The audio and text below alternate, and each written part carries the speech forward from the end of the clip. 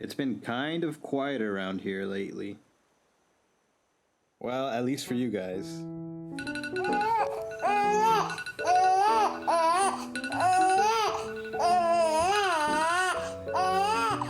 All jokes aside, I am really happy to report that everything went well with the birth of my child Jackson. We're really tired and he keeps us super busy, but he's an adorable little life nugget, and we're just really excited to watch him grow and to experience life alongside him.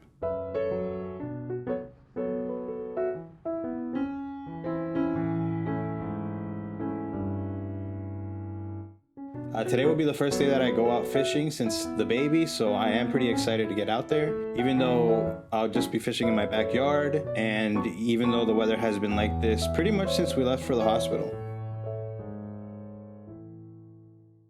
As you may or may not know, I just moved into this place, and it's right beside this canal. And considering that my wife needs me around the house, I figured what I would do is I would sneak away for about an hour or two in the middle of the day, and then an hour or two in the evening to try to get some fishing done. According to tidesforfishing.com, which I highly recommend, these will be 2 periods of high fish activity, so hopefully I'll be able to capitalize on that. The first one is from 12:20 to 2:20, and then the second one is from 8 p.m. to 9 p.m., more or less. And that coincides with the setting of the moon from 12:20 to 2:20, and then obviously sundown from 8 to 9 p.m. As far as what I'll be throwing, I plan to make my way through this assortment of artificial baits. Some of you may be wondering where I got these. I picked them up from Rampway on 27th if you're in Miami. The guy was really helpful and informative with helping me choose. So shout out to that guy for being really helpful. I really haven't had much luck with artificial baits, but I have been watching topwater blowups all week from my balcony.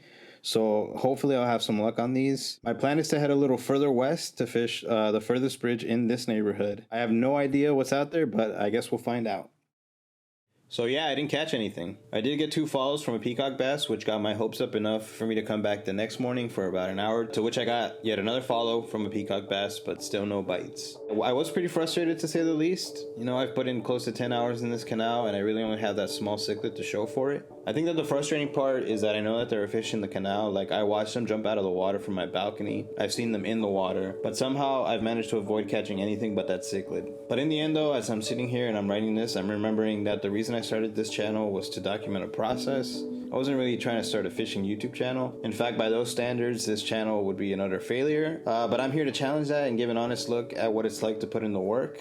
That's why I post videos even when I don't catch fish. If you look at my Instagram, there are less pictures of fish than probably anything else. But like I said, that's not the point. I'm here to put in the work, you know, to cast thousands of times with no bites, to find spots that suck, to spend days without catching anything, to get my bait stolen, to stab myself with hooks, you know, dropping my camera, to royally botch this thing. Because every time I do, I get better, and I learn and I adapt. And even though I still suck, I know that I've come a long way since I started. And I know that in time, with experience, the fish will come. And I want to show you guys that. Because in the end, it's more about what we give than what we take.